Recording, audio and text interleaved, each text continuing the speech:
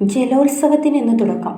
പുന്നമടക്കായലിൽ ഇന്ന് 71ാമത് നെഹ്റു ട്രോഫി വള്ളംകളി. ആലപ്പുഴ പുന്നമടക്കായലിൽ വള്ളംകളി പ്രേമികൾ ഏറെ ആകാംക്ഷയോടെ കാത്തിരിക്കുന്ന 71ാമത് നെഹ്റു ട്രോഫി വള്ളംകളി ശനിയാഴ്ച അരങ്ങേറും. കേരളത്തിന്റെ സമ്പന്നമായ ജലോത്സവ പൈതൃകത്തിന് ചിറകു നൽകുന്ന ഈ മത്സരത്തിൽ 21 ചുണ്ടൻ വള്ളങ്ങൾ ഉൾപ്പെടെ 75 വള്ളങ്ങൾ പങ്കെടുക്കും. രാവിലെ 11 മണിക്ക് ചെറുവള്ളങ്ങളുടെ ഹിറ്റ്സുകൾ കൊണ്ട് പരിപാടി തുടങ്ങും. ഉച്ചയ്ക്ക് 2 മണിക്ക് ടൂറിസം മന്ത്രി മുഹമ്മദ് റിയാസ് ഔദ്യോഗിക ഉദ്ഘാടനം നിർവഹിക്കും. തുടർന്ന് വള്ളങ്ങളുടെ മാസ്റ്റിൽ പുന്നമടക്കായലിന്റെ തിരകളിൽ ആവേശം വിതറും. ചുണ്ടൻ വള്ളങ്ങളുടെ മത്സരം 6 ഹിറ്റ്സുകളിലായിരിക്കും. ആദ്യ 4 ഹിറ്റ്സുകളിൽ 4 വള്ളങ്ങൾ വീതം, 5ാം ഹിറ്റ്സിൽ 3 വള്ളങ്ങൾ, 6ാം ഹിറ്റ്സിൽ 2 വള്ളങ്ങൾ. ഹിറ്റ്സുകളിൽ മികച്ച സമയം കുറിക്കുന്ന 4 വള്ളങ്ങൾ ഫൈനലിൽ ഏറ്റുമുട്ടും. സിംബാബ്വെ വ്യവസായ വാണിജ്യ ഡെപ്യൂട്ടി മന്ത്രി Rajesh Kumar Indukant Modi, Zimbabwe ambassador Stella Nikamo എന്നിവർ പ്രത്യേക അതിഥികളായി പങ്കെടുക്കും. ഈ വർഷം മത്സരത്തിൽ mechanised start finish system, virtual finish line, time lapse replay തുടങ്ങിയ സാങ്കേതിക നവീകരണങ്ങൾ അവതരിപ്പിച്ചിട്ടുണ്ട്. മത്സരം കൂടുതൽ കൃത്യതയും ആവേശം നിറയ്ക്കാനാണ് ഇത്തരം സംവിധാനങ്ങൾ. സുരക്ഷാ ഒരുക്കങ്ങളുടെ ഭാഗമായി